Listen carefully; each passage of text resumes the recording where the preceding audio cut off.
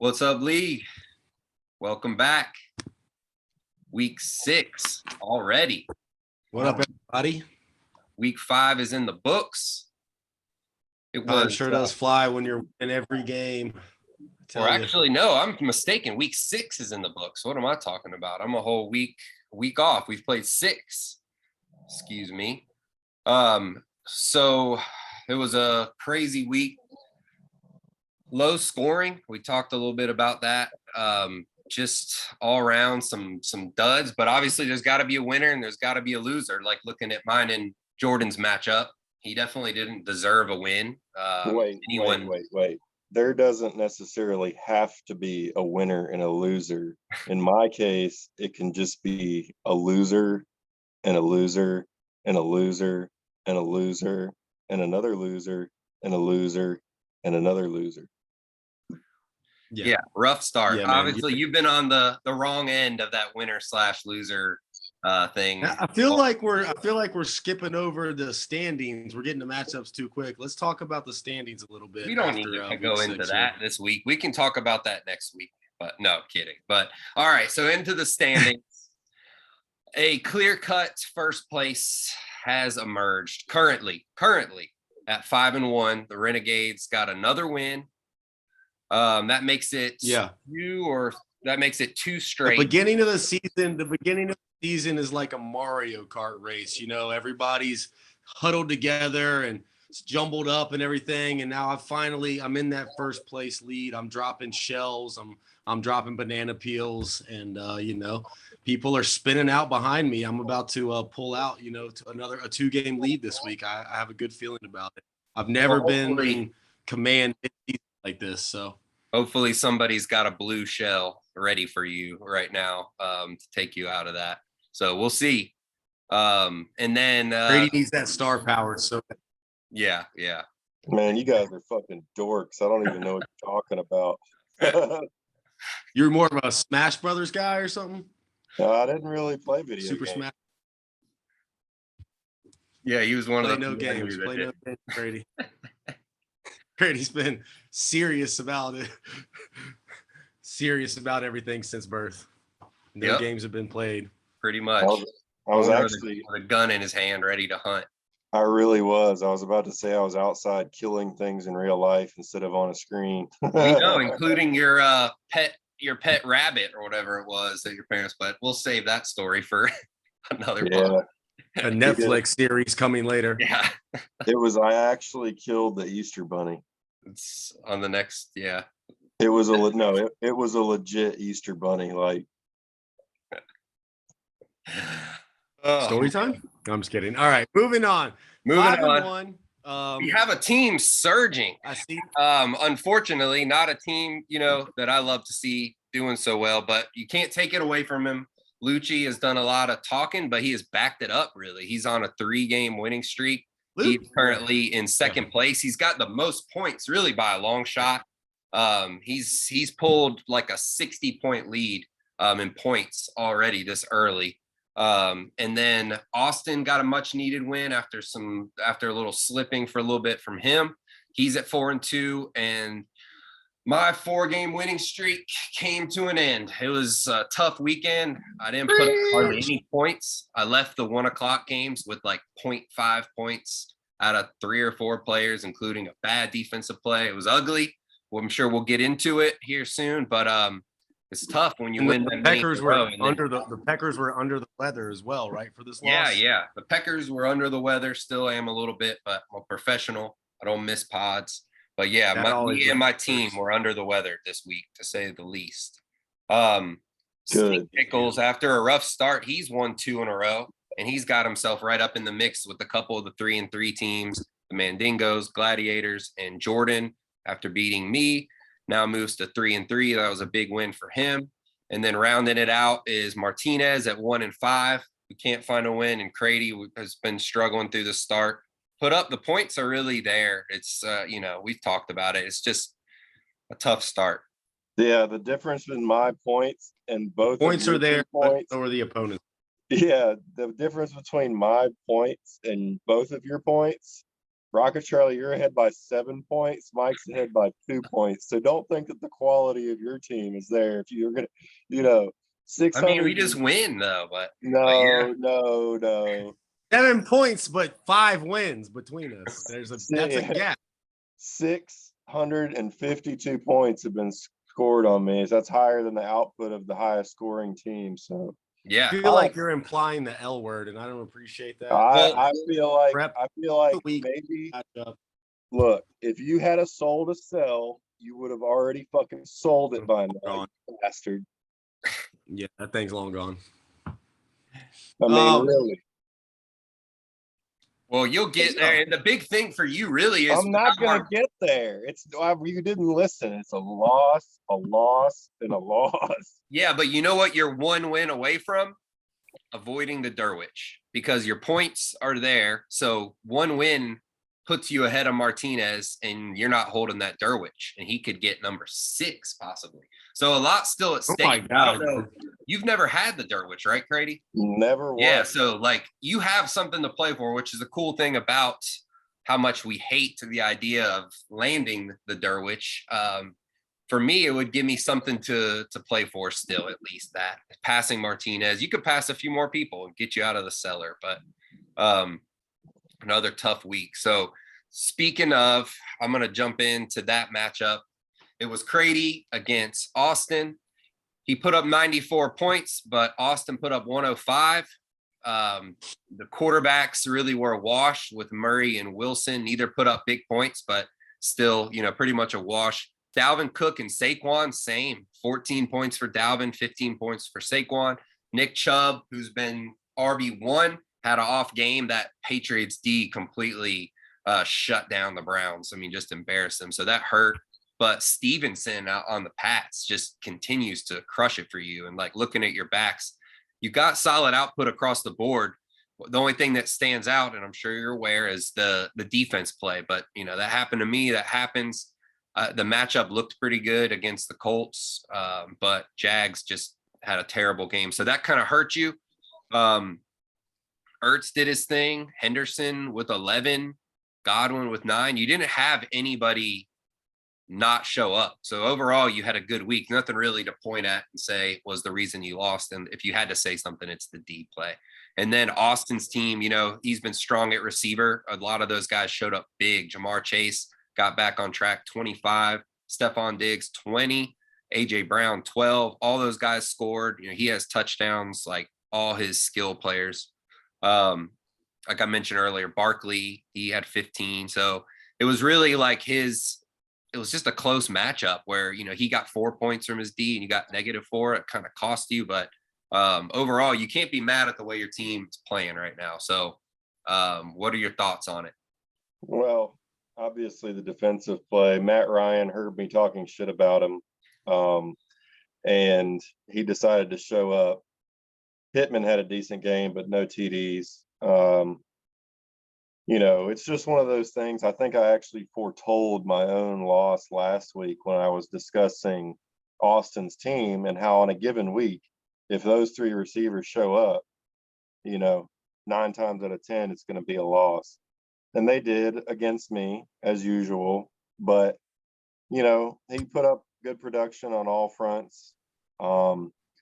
T. Higgins being hurt hurts me because he's really been productive when he's healthy. He's just, he's had a bad luck with the injuries and concussions and everything else. But other than that, my backs, I would say that I probably have the 3 best backs in the league as a group, but that's not enough. They all have to show up on the same week, but I don't know.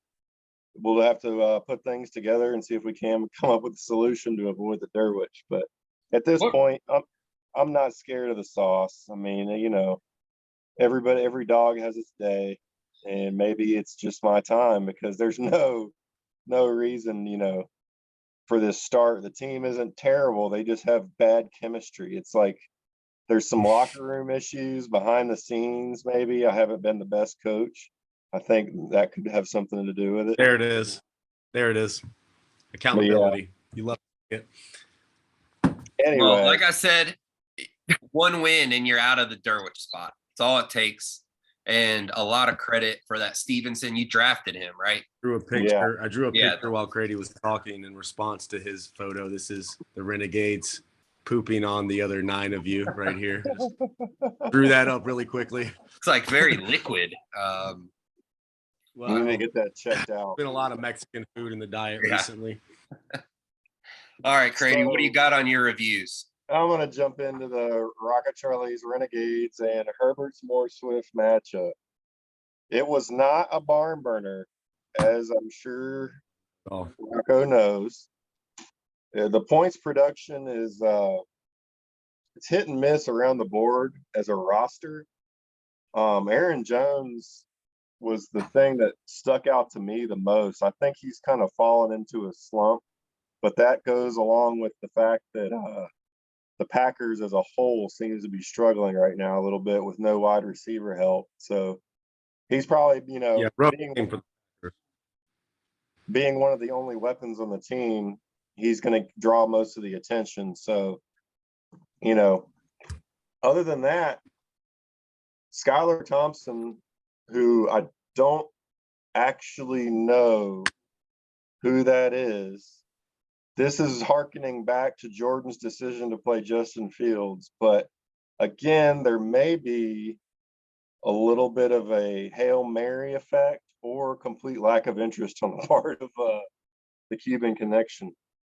But no, he only outscored Skylar by 4 points in the end, Looked like a horrible play, could have cost him, but it wouldn't have cost him anyway. He just had no answer for the 3-time champ. I mean, like I say, every dog has its day. But I really can't say there's anybody on these two teams really worth talking about in depth, except maybe Alec Pierce. He is on the Colts. He was a nice, that's a nice play on his part. I'll give him credit for that. He's had a rough year just like me, so I'm not going to kick him when he's down.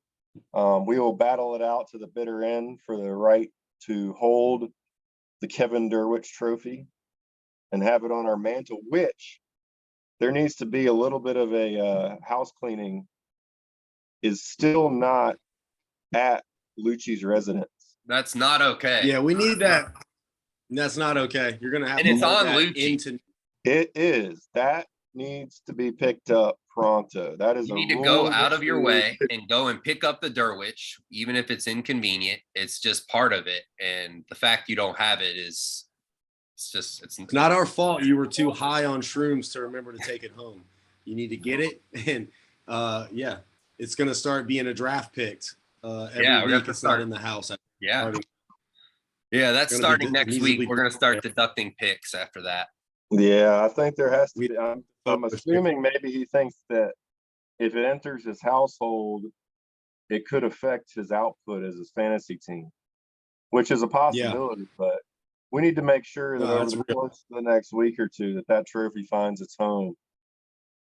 Part of being the Derwich holder is being able to perform while the Derwich is overlooking you for the entire season. You need that constant reminder. Otherwise, it's like it didn't happen. So Martinez even I would have he flew with that thing at the airport. They cracked it open thinking it was drugs inside of it. He went through all kinds of shit just to get that thing home. He took, of course. And he made sure he got it home. So if he can get it halfway across the country, then you can get it from a couple miles away, Lucci. You're goddamn right. Ridiculous. All right. I will segue right into that little pissant's fucking matchup. Quit dodging the Derwich. Now, obviously, I'm going to give him credit where credit's due, because right now his team is, it's blowing pretty much every opponent away. He's really turned a corner with his management.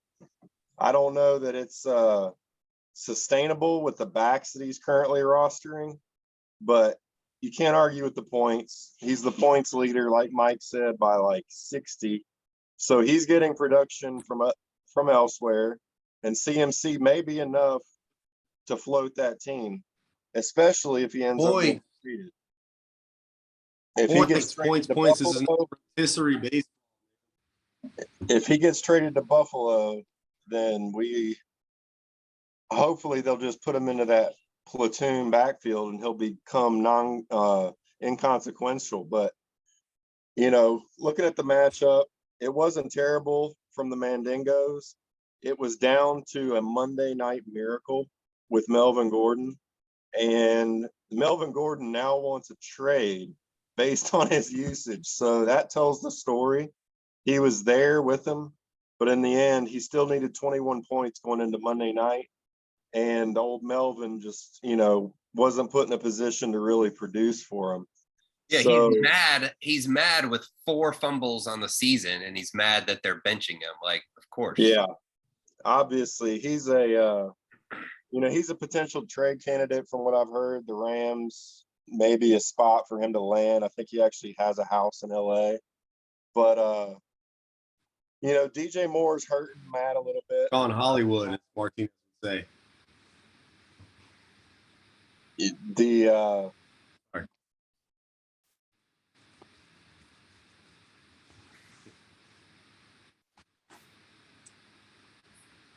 I'm gonna. Which one of you motherfuckers is doing that? Nah, DJ Moore, you can't play. You can't play any Panthers receivers right now, and I think Orf almost should have done that with PJ Walker coming in. I mean, regardless of talent, you can't play that guy there. But continue. The thorn in his side really in this was that the Ayuk would have come very, very, very close to winning him the matchup. But that's like, Russian roulette. You never know when a guy like that's going to go off. But he did have 2 touchdowns and put up 20.3 points. So that was within a point of what he needed for the victory. I am going to give Lucci props, and I'm going to cut it off there because I know we're a little short on time. And if he doesn't pick up the Derwich, I'm going to insert it in his rectum. Yeah, I mean, he's got to pick it up. And yeah, big win for Lucci. He's a big fan of the pod. So we got to give him a shout out for the way his team's been playing. And just my quick thing on McCaffrey, I read somewhere that Panthers are asking for a first and more to land him and that the price is too high. I'm going to go on record on the pod and say he will be a Carolina Panther through the trade deadline. I would take my thought. A second and a third for that motherfucker right now. Yeah, I think they plan on keeping him. It looks like to me. That's my prediction. I think he stays. What happens after this year, I don't know. But my point of that was that he is capable, even on the Panthers. He had 150 of the 200 total yards of the Panthers offense this past week. So, like, he's capable, even on that bad of an offense, to still get his. So that's a good sign for Lucci, whether he gets traded or not. Rocket Charlie, what you got for your 2 matchups?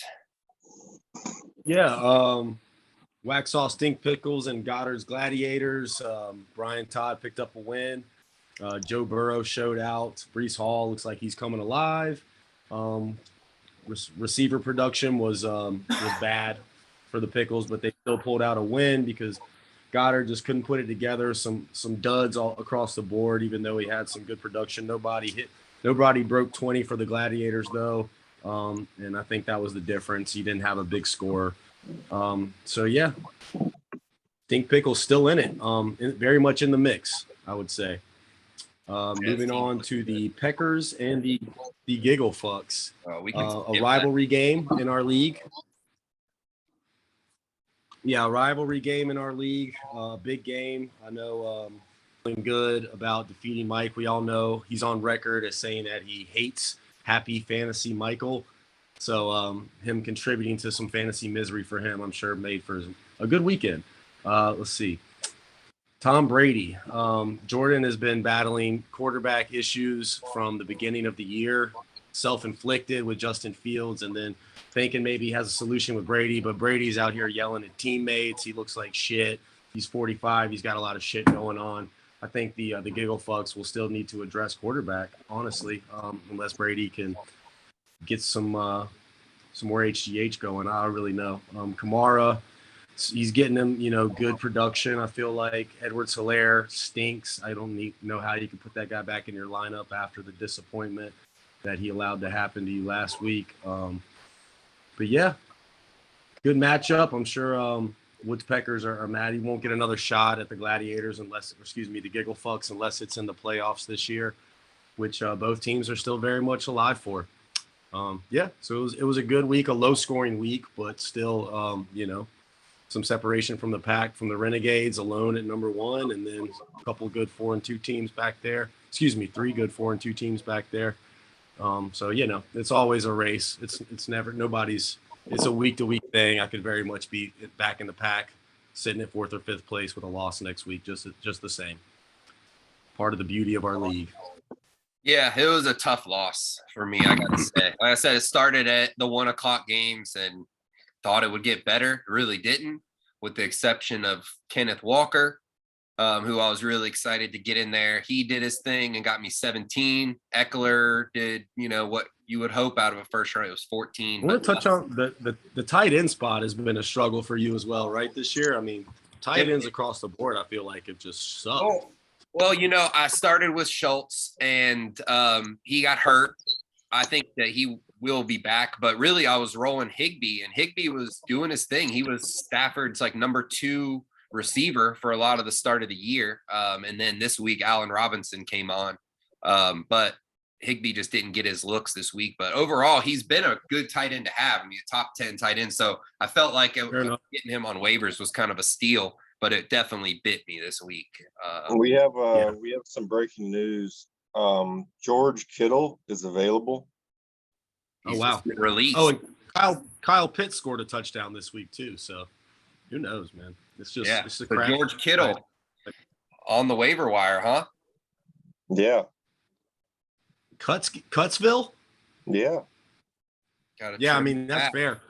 I would never cut him because I wouldn't want you two fucking schmucks to have any opportunity to improve your abysmal position. I got Taysom Hill, man. As long as they allow me to start Taysom Hill at tight end, I think I'm locked in there. They tell me that Taysom likes it in his ass. Is that true? I wouldn't doubt it. Yeah.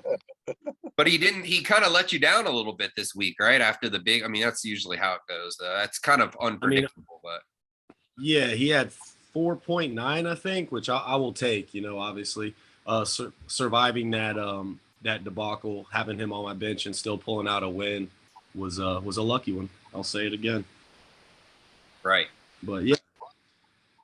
What do we got going on for this week? Who are our big matchups? I should have already looked. You two assholes get to fucking go up against each other. How do you feel?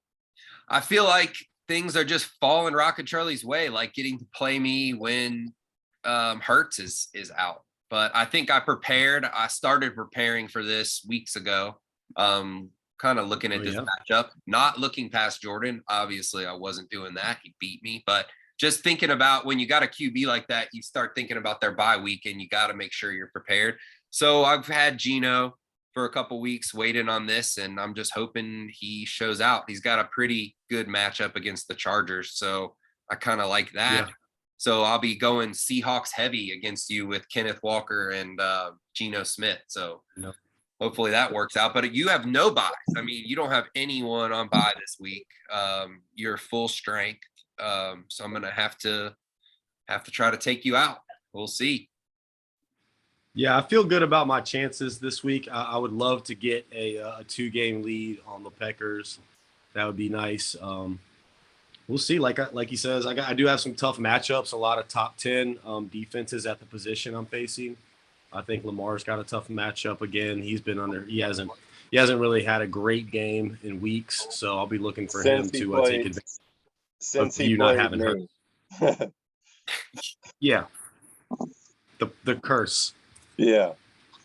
And then we've got the Mandigos and Herbert's more Swift going head to head. So we'll see how that goes. Martinez going to look to avoid that Derwich. Austin. Who's Crady got this week? I feel an upset coming. I'm going Crady is against the Stink Pickles. So yeah, I like Crady in that one. Take the points. Yeah, could be. He's due. Yeah, right.